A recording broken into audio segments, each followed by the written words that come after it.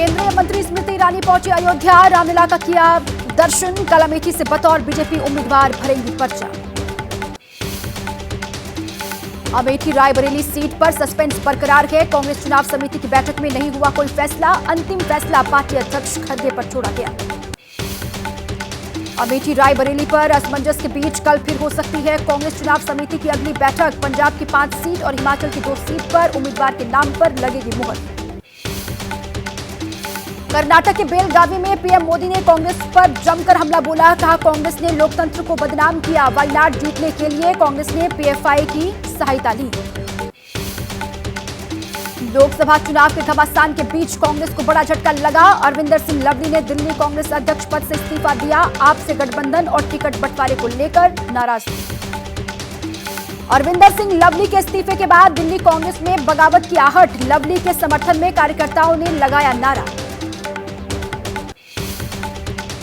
अरविंदर सिंह लवली के इस्तीफे के बाद सुभाष चोपड़ा ने दी सफाई। कहा पद से दिया है इस्तीफा, पार्टी से नहीं दिया। जो दिक्कतें हैं उसे जल्द ही दूर कर लिया जाएगा।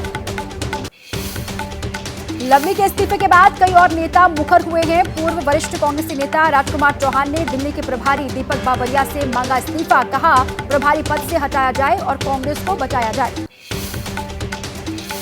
केजरीवाल की गिरफ्तारी के खिलाफ दिल्ली में वॉक फॉर केजरीवाल कार्यक्रम। सौरभ भारद्वाज और आतिशी के साथ नई दिल्ली से आप उम्मीदवार सोमनाथ भारती और दक्षिणी दिल्ली से आप प्रत्याशी सहीराम पहलवान भी मौजूद रहे। दिल्ली के सीएम अरविंद केजरीवाल की पत्नी सुनीता केजरीवाल आज पश्चिमी दिल्ली में दिखाएंगी दम। आप प्रत्याशी महाबल मिश्रा के समर्थन में करेंगी रोड शो। उत्तर प्रदेश के आंवला में विरोधियों पर बरसे मुख्यमंत्री योगी आदित्यनाथ। कहा जाति के सौदागर जाति के नाम पर आएंगे, बाद में आपकी इज्जत पर हाथ डालेंगे। यूपी में दूसरे दलों के कई नेताओं ने भारतीय जनता पार्टी ज्वाइन की। डिप्टी सीएम ब्रजेश पाठक ने लखनऊ में पार्टी ज्वाइन कराई। मुंबई नॉर्थ सेंट्रल सीट से बीजेपी उम्मीदवार उज्जवल निकम ने मुंबा देवी मंदिर में पूजा अर्चना की। कल से चुनाव प्रचार की करेंगे शुरुआत। तेजस्वी यादव का पीएम मोदी पर हमला। बोले दूसरे चरण के चुनाव के बाद डिप्रेशन में चल रहे हैं पीएम मोदी। इस बार देश में बनेगी इंडिया गठबंधन की सरकार। तेजस्वी के बयान पर बिहार के डिप्टी सीएम सम्राट चौधरी का पलटवार। उन्होंने कहा 2 चरणों में जिन सीटों पर चुनाव हुए वहां आरजेडी को जमानत बचाना मुश्किल हो जाएगा। कांग्रेस नेता राहुल गांधी ओडिशा के केंद्रपाड़ा में चुनावी रैली को करेंगे संबोधित। शाम 4 बजे दमन दीव में पार्टी प्रत्याशी के समर्थन में वोट मांगेंगे। सारण में बीजेपी उम्मीदवार और मौजूदा सांसद राजीव प्रताप रूडी ने आरजेडी पर हमला बोला। उन्होंने कहा कि आरजेडी के पास कैंडिडेट नहीं है। 2 जगहों से बेटियों को चुनावी मैदान में उतारा है लालू। एमपी के देवास में पूर्व सीएम शिवराज सिंह चौहान का भव्य स्वागत किया गया। लोगों ने कंधे पर बिठाकर डांस भी किया। अब की बार 400 पार का नारा दिया। प्रयागराज के मुट्ठीगंज इलाके में टिम्बर स्टोर में भीषण आग लगी। देखते ही देखते आग ने विकराल रूप लिया। कड़ी मशक्कत के बाद आग पर काबू पा लिया गया। लखनऊ के गाजा मंडी इलाके में तेज धमाके के साथ फटा सिलेंडर। हादसे में 4 लोग घायल हुए। जख्मी लोगों का इलाज जारी। मुंबई क्राइम ब्रांच की एसआईटी ने एक्टर साहिल खान को छत्तीसगढ़ के जगदलपुर से गिरफ्तार किया है। महादेव बैटिंग ऐप केस की जांच में साहिल खान का नाम सामने आया था। सलमान खान के घर फायरिंग मामले में गिरफ्तार आरोपियों सागर पाल और विकी गुप्ता का पुलिस पूछताछ में बड़ा खुलासा। बिहार में अपने गांव में की थी गोली चलाने की प्रैक्टिस।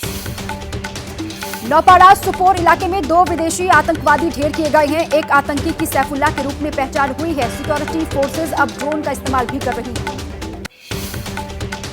राजस्थान के बूंदी में सीबीआई की 6 टीम अलग अलग जगहों पर रेड कर रही है। बजरी के अवैध खनन को लेकर जांच करने पहुंची टीम। हाईकोर्ट के निर्देश पर एक्शन लिया गया। राजस्थान और गुजरात में ड्रग बनाने वाली लैब का खुलासा हुआ। एनसीबी की कार्रवाई से भंडाफोड़ हुआ है। करीब 300 करोड़ की ड्रग्स को जब्त किया गया। मुंबई एयरपोर्ट पर बम होने की फर्जी निकली सूचना। एक कॉलर ने फोन करके जानकारी दी थी। मुंबई के एयरपोर्ट पुलिस ने अज्ञात शख्स के खिलाफ केस दर्ज किया। जम्मू कश्मीर के रामबन जिले के परनोट में पहाड़ का एक बड़ा हिस्सा धंसने से करीब 100 मकान क्षतिग्रस्त हुए हैं। बिजली के 2 बड़े टावर को नुकसान पहुंचा। सड़क का एक बड़ा हिस्सा भी धंसा। रामबन में अब भी जारी है जमीन खिसकने का सिलसिला। परनोट का कुछ एरिया रेड जोन घोषित किया गया है। अब तक जमीन करीब 6 से 7 मीटर तक धंसी है। रामबन के अधिकारियों के मुताबिक आपदा से करीब 100 परिवार प्रभावित हुए हैं। 35 घर पूरी तरीके से तबाह हो चुके हैं। 26 घरों को थोड़ा सा नुकसान हुआ है, जबकि 40 घरों को एहतियातन खाली करवा लिया गया है। झारखंड के चतरा में बस अनियंत्रित होकर के सड़क किनारे पलटी। छात्रा और खलासी की मौके पर ही मौत। दर्जनों यात्री घायल हुए। सदर थाना इलाके की घटना है। सूरत में अभिनेता रणबीर कपूर के प्रोग्राम में अफरा तफरी का माहौल बना। बैरिकेड गिरने से 3 लोग घायल हुए। ज्वेलरी की दुकान का उद्घाटन करने रणबीर यहां पहुंचे थे। न्यायिक हिरासत में भेजे गए थाईलैंड से लाए गए कुख्यात अपराधी रवि कान्ना और उसकी गर्लफ्रेंड काजल झा। रवि के खिलाफ दर्ज हैं गैंगरेप और गैंगस्टर अधिनियम समेत कई मामले।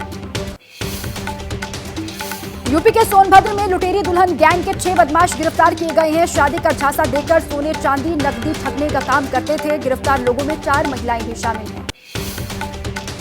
लखनऊ में नामचीन मिठाई दुकान में छापा। खाद्य सुरक्षा विभाग की कार्रवाई। लड्डू खाकर बीमार हुए थे 1 दर्जन बच्चे।